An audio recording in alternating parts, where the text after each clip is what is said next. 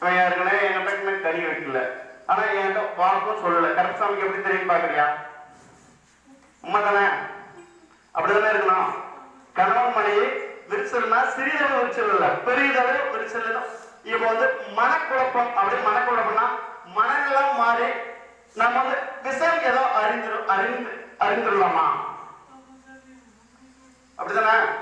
விஷம் அப்படின்றத அறிந்துவிட்டு உயிர் அப்படியே மண்ணை நோக்கி செயல்பட்டுடலாம் அப்படின்னு ரெண்டு குளத்துல இருந்து உட்காந்துக்கணும்.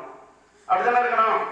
ஆக கருப்பசாமி எதனால வந்து கருப்பசாமி கணவனால பாதிப்பு இருக்குமா, இல்ல மனைவியால பாதிப்பு இருக்குமா, இல்ல கட்டுமனையால பாதிப்பு இருக்குமா, சிறிதளவு குழப்பங்கள் அப்படின்னு பார்த்தா நம்ம வந்து மது அப்படின்னு பார்த்தா மதுல இருந்து மாடு இல்ல மதுக்கு அடிமை கொண்டு போயாச்சு.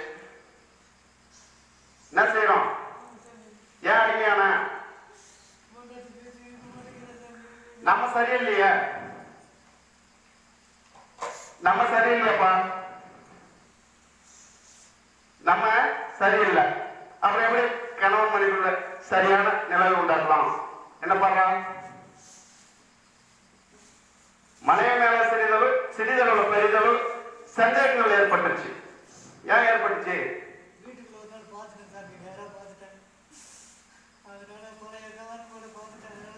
அதனால சந்தேகம் ஏற்பட்டுச்சு. அதனால வந்து பிரிஞ்சிடலாமா வேணாமா, இல்ல கணவன் மனைவி மறுபடியும் ஒற்றுமையோட வாழலாமா? இப்ப மனநிலை சரியில்லாம போயிடுச்சு. மனநலம் அது அதனால வந்து சந்தேகங்கள் அதிக அளவுல பாதிப்பட்டு போயிருந்தாலும் இப்ப கருப்பசாமி கணவன் மனை ஏதோ ஒரு உயிர் போகக்கூடிய நிலையில் உட்கார்ந்துருக்கணும். என்ன செய்யலாம்? அதனால இருந்து மனைவி பின்புறமா நம்ம வந்து தொடர்ந்து வேலை வாய்ப்புகள்லாம் விட்டுட்டு இப்ப வந்து மனைவி பின்புறமா போய் உட்கார்ந்துருக்கிறோம். அப்படியா? என்ன செய்யலாம் சொல்றா? என்ன செய்யலாம்? உன 2 நிமிஷம் வாய் பண்ணிக்கிறேன், சொல்லு. இல்ல அந்த மாதிரி இன்னும் நடக்கக்கூடாது.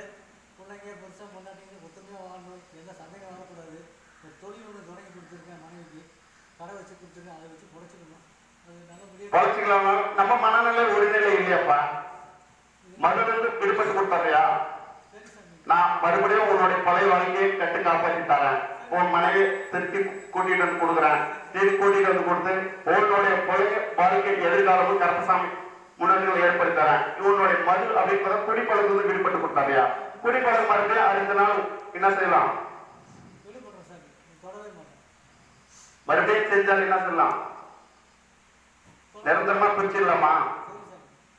நிரந்தரமா பிரிச்சுட்டு வர விட மாட்டேன் கருப்பசாமி. கருப்பசாமியின் கோபம் ரொம்ப மையமான ஆழ்மையானதுப்பா. என்னை வணங்கி ஒரு குழந்தையும் காலடியில் நினைவுபட்டால் கருப்பசாமி என்றும் கட்டு காப்பாற்றி கொடுப்பேன். என்னை வெறுக்கு நினைத்தால் உயிர் போயிடுறது உனக்கு நல்லா தெரியும். கருப்பசாமி அவதானமே வேற.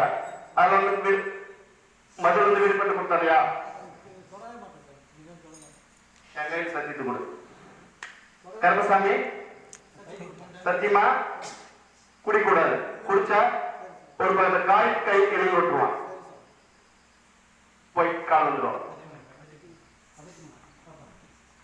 கருப்பசாமி என்றிருந்து உன்னுடைய மனைவி கணவன் மனைவி கருப்பசாமி அடுத்து 12 மன்னருக்குள்ள கருப்பசாமி மறுபுழு வாழ்வு கருப்பசாமி ஏற்படுத்தி கணவன் மனைவிகளை கசப்பில்லாத வாழ்க்கை வாழ வச்சு கருப்பசாமி குடும்பத்துல எந்த ஒரு தட்டுத்தடை இல்லாம பொருளாதார செல்வம் கையில வச்சு கருப்பசாமி கட்டு காப்பாற்றி கொடுத்தா போதுமா? காப்பாற்றி கருப்பசாமி தடை இல்லாம கருப்பசாமி செயல்படுத்த இது வச்சு கட்டமணி செயல்பட்டு இது சாப்பிட்டு